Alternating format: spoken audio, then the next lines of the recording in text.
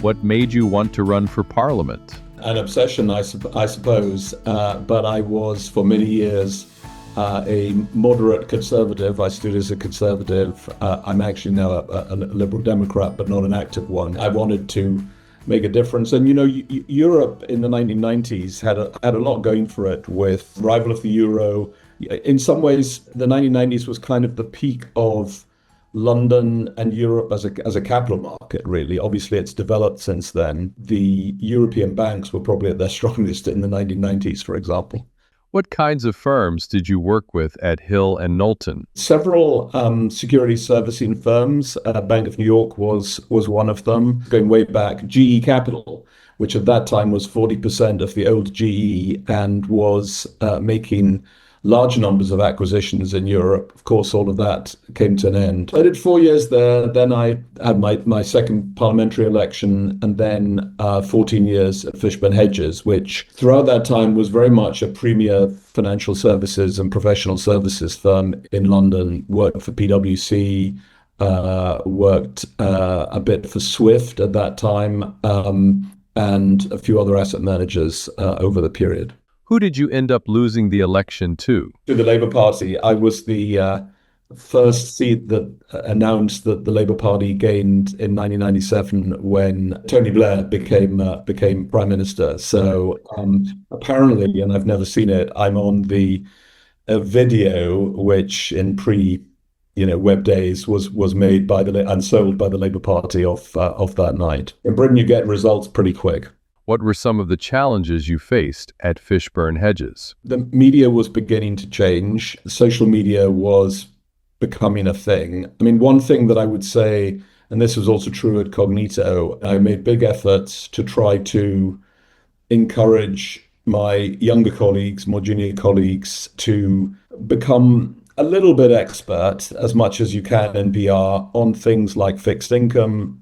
Bond yields move inversely to prices, and areas like derivatives, where trying to explain clearing and waterfalls and so on, it's pretty hard if you've done a liberal arts degree. In fact, I'd done a liberal arts degree, but I'd been in banking. So, a little bit of trying to educate my teams to talk the language of the clients, talk the language of reporters. Because the truth is, as you will know, if you meet a senior person at a bank, a broker, you get about 3 minutes, to actually impress them.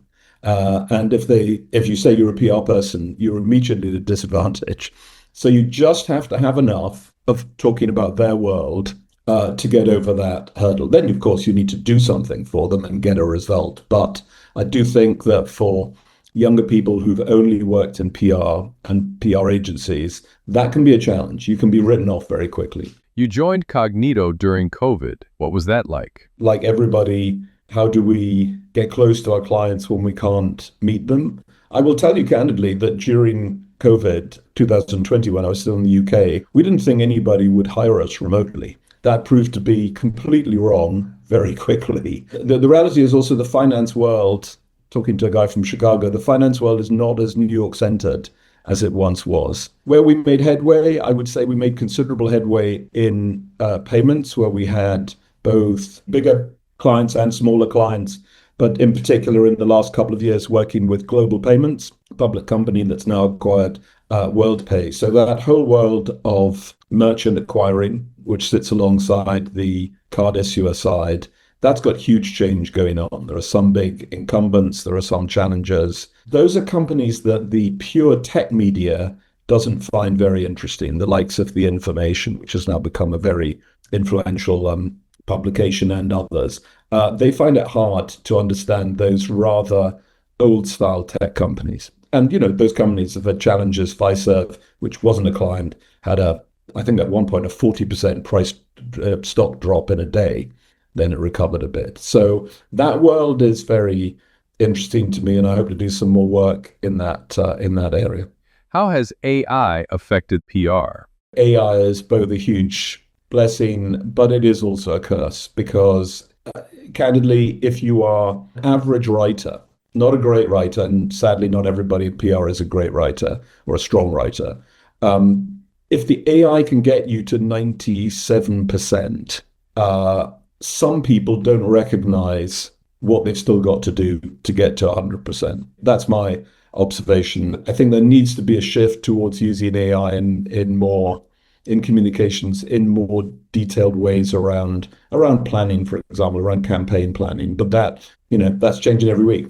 What are PR agencies using AI for? Writing copy for clients, so press releases, bylined articles, and all firms try to manage quality control on that, but I'm not sure that they've got a complete picture on it. We always talk about writing being an important skill, but as I don't need to tell you, editing is the other really crucial skill.